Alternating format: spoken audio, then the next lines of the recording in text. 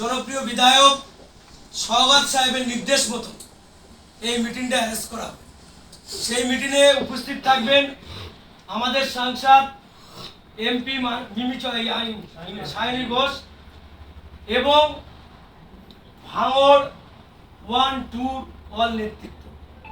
তাই আপনাদের কাছে রিকোয়েস্ট করব একটা বিষয়, আপনারা প্রত্যেক মিটিংই যান, কিন্তু টাইম টেবিলটা আপনারা মেনটেন করেন। তাই প্রত্যেক বুথের যারা আছেন প্রত্যেকই বুথের কিন্তু নেতৃত্ব, এখানে কোনো কর্মী নেই, সিঙ্গেল পিস কোনো কর্মী নেই। সেই বুথের নেতৃত্বর কাছে এবং আমাদের সদস্যদের কাছে অনুরোধ করব টাইম টেবিলটা মেনটেন করা।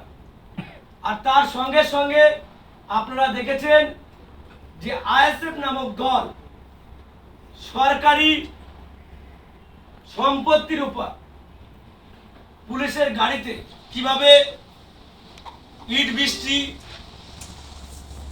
মারা এবং তার সঙ্গে সঙ্গে কলকাতা পুলিশে ছোট বাবু তার সঙ্গে তার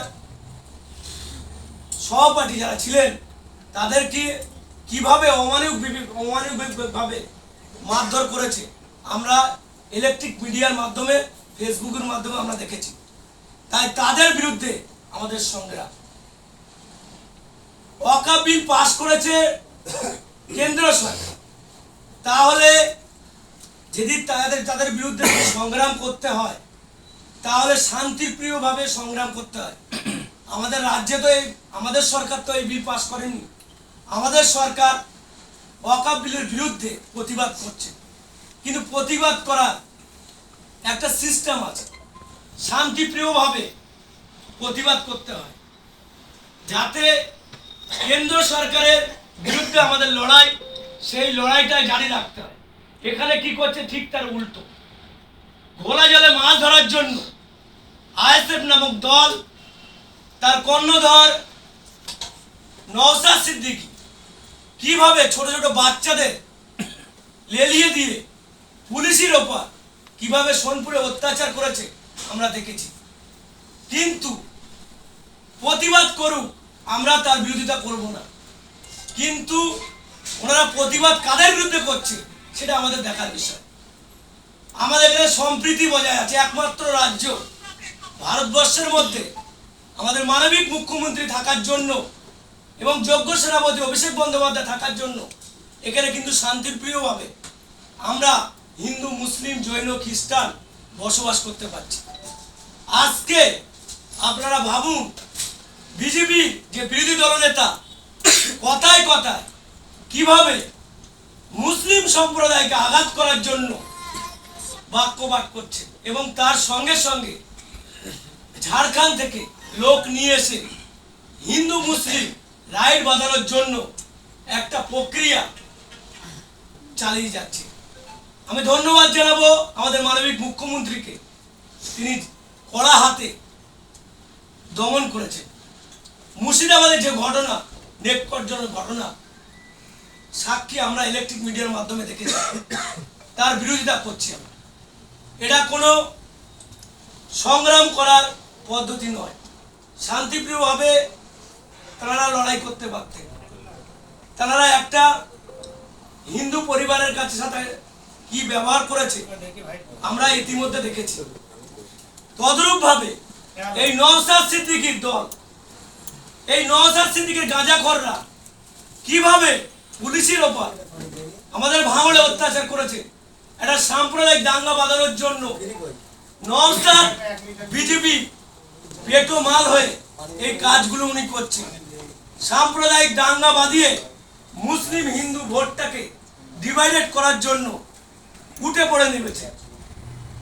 বিজেপির অর্জুন সিং কিভাবে কথাবার্তা বলছে, ঠিক তার প্রতিফলন হিসেবে আমরা দেখেছি মুর্শিদাবাদ, ভাঙড়। তাই আপনাদের কাছে অনুরোধ করব, আপনারা প্রত্যেক গ্রামে গ্রামে গিয়ে সাধারণ জনগণকে বোঝাতে হবে তাদেরকে যে ভুল পথে চালিত করছে, কিছু মুষ্টিমেয় লোক বিভেদ সৃষ্টি করার চেষ্টা করছে, তাদের বিরুদ্ধেও আমাদের সংগ্রাম চালাতে হবে। যেমন বিজেপির বিরুদ্ধে আমাদের সংগ্রাম জারি থাকবে। আমরা প্রতিবাদ করব রাস্তায় নেমে। আমাদের নেতা অভিষেক বন্দ্যোপাধ্যায় এবং আমাদের ভাঙড়ের অবজারভার সাহেব সওগাত সাহেবের নির্দেশ মতো শান্তিপ্রিয়ভাবে আমরা এই ওয়াকফ বিলের বিরোধিতা করব।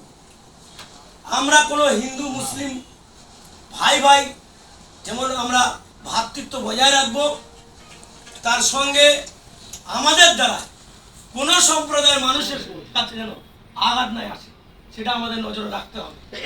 আমাদের গ্রামে আমরা যেহেতু গ্রাম অঞ্চলে আমরা রাজনীতিটা করি, গ্রাম অঞ্চলে কোনো রকম যেন বিশৃঙ্খলা ঘটনা না ঘটে, সেটা আমাদের নজরে রাখতে হবে। আর সামনের 20 তারিখে আমরা বুঝিয়ে দিতে চাই ওই নওশাদের যে ক্যাডার বাহিনী সম্প্রীতি বিঘ্ন ঘটানোর চেষ্টা করছে, তাদেরকেও আমরা বুঝিয়ে দিতে চাই আমরাও ভাঙড়ের বুকে আমরা কিভাবে আন্দোলন করতে হয় ওনাদেরকে চোখে আঙুল দিয়ে দেখিয়ে দেব। তাই বলে কোনো সরকারি প্রশাসনের ওপরে আঘাত আনবো না। আমরা প্রতিবাদ করব। এখান থেকে প্রতিবাদ শুরু হয়েছে।